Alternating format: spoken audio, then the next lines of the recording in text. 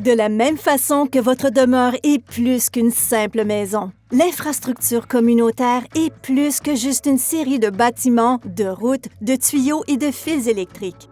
L'infrastructure communautaire offre des lieux d'apprentissage, de guérison, de travail et d'appartenance. Une infrastructure publique de haute qualité est essentielle à des communautés saines, prospères et durables. Toutefois, en raison de politiques et de processus hors du contrôle autochtone, l'infrastructure sur les réserves a tendance à se développer trop lentement et à ne pas durer assez longtemps, et les coûts de construction sont trop élevés. Une nouvelle approche est nécessaire. C'est pourquoi l'Institut des infrastructures des Premières Nations a été créé.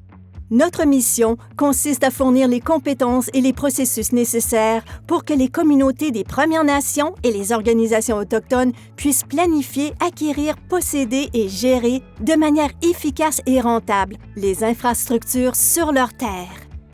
Notre approche repose sur 5 piliers clés.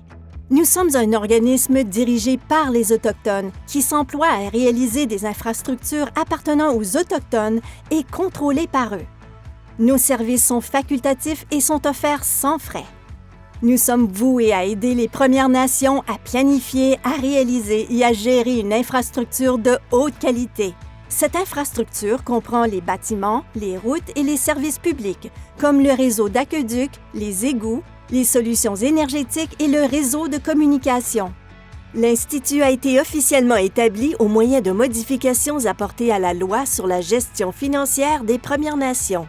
La loi établit les instituts qui offrent le soutien et les outils nécessaires aux Premières Nations pour renforcer leur communauté et leurs économies. L'Institut des infrastructures des Premières Nations s'appuie sur le succès de ses institutions sœurs, le Conseil de gestion financière des Premières Nations, l'Autorité financière des Premières Nations et la Commission de la fiscalité des Premières Nations. Ces organismes offrent des services et de l'expertise à plus de 300 Premières Nations à l'échelle du Canada.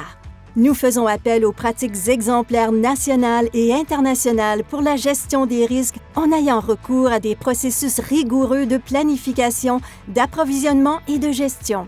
Notre objectif est d'être un centre d'excellence nationale qui collabore avec les organisations autochtones et leur transfert des connaissances.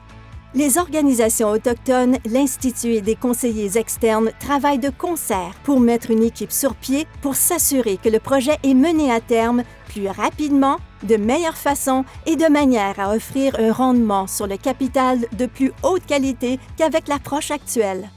Un partenariat avec l'Institut des infrastructures des Premières Nations envoie des signaux au marché qu'un projet est prêt à mettre en chantier. Cela signifie qu'une diligence raisonnable a été exercée et que le projet satisfait aux normes en matière de pratiques exemplaires. Par exemple, le projet aura démontré qu'il est en harmonie avec les objectifs communautaires, que des estimations des coûts raisonnables ont été établies, que les risques ont été cernés et qu'un plan de mise en œuvre complet a été élaboré. L'Institut des infrastructures des Premières Nations vise à établir une base solide sur laquelle les Premières Nations peuvent créer et maintenir des communautés saines et durables. Il vise à créer de meilleures communautés pour les peuples autochtones dans lesquels ils peuvent vivre, travailler, s'amuser et entretenir un lien avec la culture. En fin de compte, l'Institut vise à améliorer la vie des gens.